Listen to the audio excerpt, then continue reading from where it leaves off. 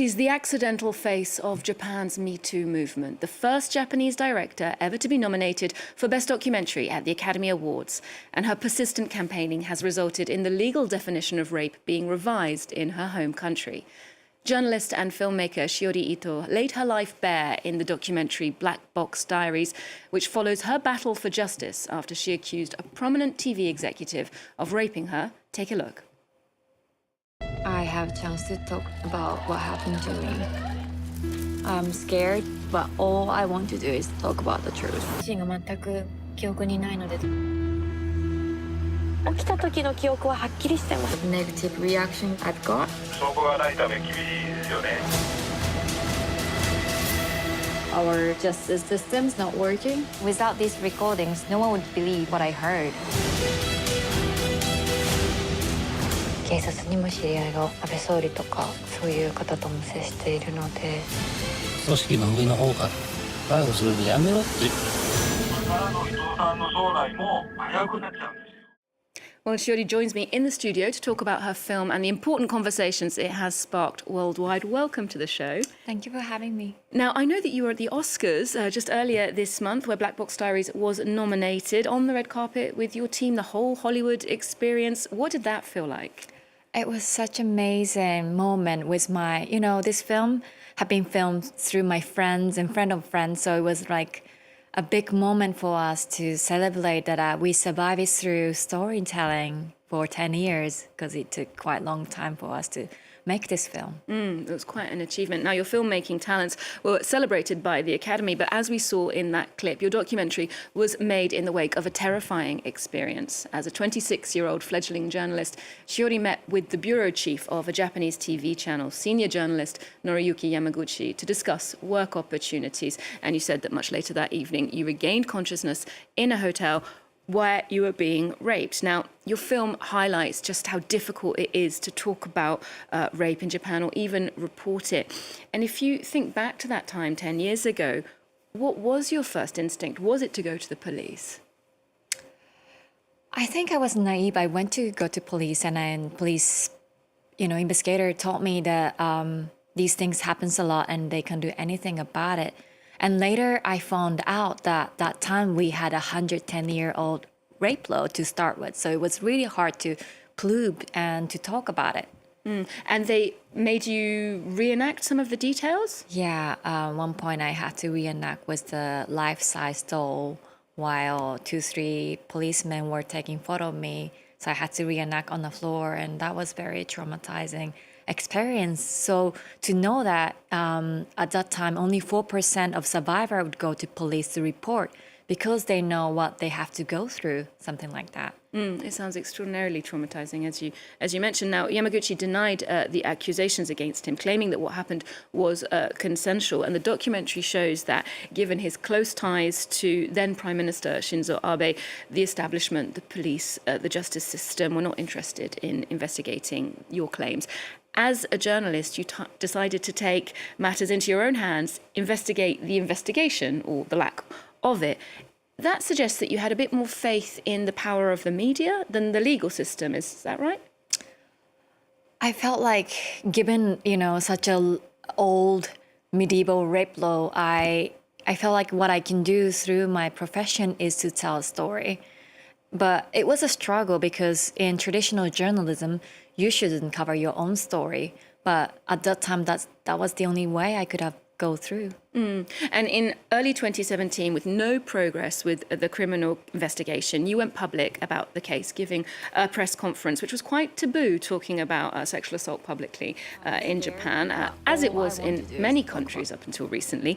Why do you think that culture of silence has continued there into the 21st century?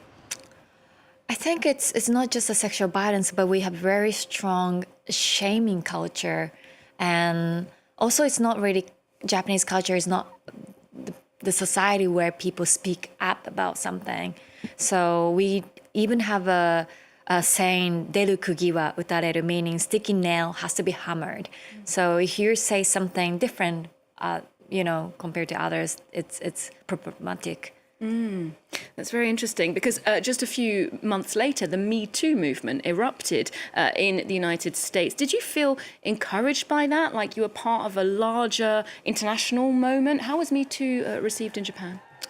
So yeah, Me Too movement happened half a year after I went public, and it was a big solidarity for me to learn that I wasn't alone. But I wouldn't say Japan had a Me Too movement yet. We had moments, but because we have such a strong, culture of stigmatizing violence, survivor of sexual violence, and it was just generally taboo to talk about it. So I think it's still difficult to talk about sexual violence itself. Well, one thing that has happened following your case, the definition of rape in Japan was broadened from forcible sexual intercourse to non-consensual sexual intercourse. You mentioned that the previous law was about 110 years old. Yes. Can you explain why this change was necessary, how its new definition can be an improvement for rape survivors? So for the first time in 2017, when it changed for the first time in 110 years, finally the male victim can claim the rape. And 2023, we have another update. The age of consent was updated from 13 years old to 16. Right. So that was a big change. But actually, the name of the law has changed to unconsensual, but it's not really the case. Actually, still to prove the rape, survivor have to prove how much he or she had been threatened or violated. So that's something we have to still talk about, consent. They changed the name, which is great, but what's written is not really close to it. Okay, so there's some way to go still. And now, as for the film's trajectory, I believe that you said recently, being Oscar nominated is great, but I would still prefer for the film to be distributed, screened in Japan, because despite its international success, it's not been picked up in Japan just yet. There's been a petition here in France to push for that to happen. Do you think this international attention is helping? Yes, and it was just such amazing things to see that's coming up from France and have that support. And for me, this film is my love letter to Japan. If I wouldn't care about my little sister who is still living in Japan, my friends who are still living in Japan, about next generation, I wouldn't make this film. So to have the support, to have these voices who support, the release in Japan, it means a lot to me. And in terms of your artistic choices, when you're making this documentary, putting it together, you illustrate the original source material, which is often just audio with contrasting footage, and it gives a really beautiful effect often. How did you make these stylistic choices? Did you have specific inspirations about how you wanted the film to look? It was really difficult because for the first 2 years, I was just documenting what was going around me, not thinking about making a film. It was just purely protection reason. So I had all these audio recorded with the police, who I suspect they were doing some cover-up of the case.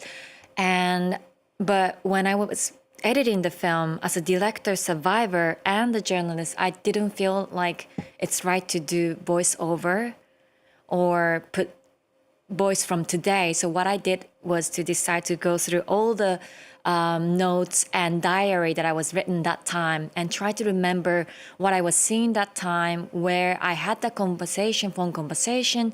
So I took my little camera to start filming my own perspective, what I was seeing that time through the society. And you were a journalist, I mentioned at the beginning of this whole case.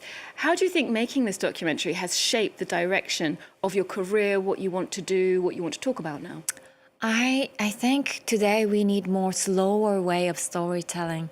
We see news and so many things happening in the world, but I find it the beauty of cinema that you commit, almost 100 minutes of your life in cinema and share this whole experience. Sometimes you don't know who's sitting next to you, but to commit yourself, and that's something really important today. So I am more passionate to do more film and more slower way of storytelling, more personal way of storytelling. And as you mentioned, it's a way to tackle more complex stories, perhaps, than just a short news cycle. That fits in very well with the cultural highlight that we asked you for, in fact, because we asked you about something that you've really enjoyed recently, and you pointed us in the direction of another documentary that was on that Academy Award shortlist with Black Box Diaries, and they won the Oscar, in fact. No Other Land. What was it about that film that impressed you so much?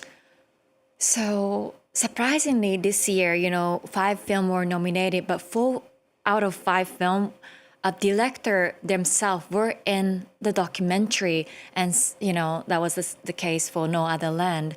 And it's such an urgent film to see what's happening in Palestine, and we see that almost every day in news, but we don't see it in the level of people's daily life in a way. And it's such a beautiful, poetic way to see it through the cinema of No Other Land. And I've been also meeting the director at different, film festivals, and we've been always talking how difficult it is to talk about our own trauma and being a cinema, being a film, and dialect itself. But I think today we need more that kind of like personal point of view storytelling in film. And it is an extraordinary example of solidarity between two people who would perhaps be pitted in opposite camps. Thank you so much for joining us today, Shiori. We'll leave you with a glimpse of that documentary, No Other Land. Indeed, you can see our interviews with its directors, Basel and Yuval, on France 24's website. And of course, Black Box Diaries is currently on screens across France. Otherwise, do check in with us here next time on Arts 24. There's more news coming up just after this. هاي قصة عن القوة. أنا اسمي باسل. مسافر يطا هي المكان اللي كبرت فيه. بداية تصويري هي بداية نهايتنا. جرافات؟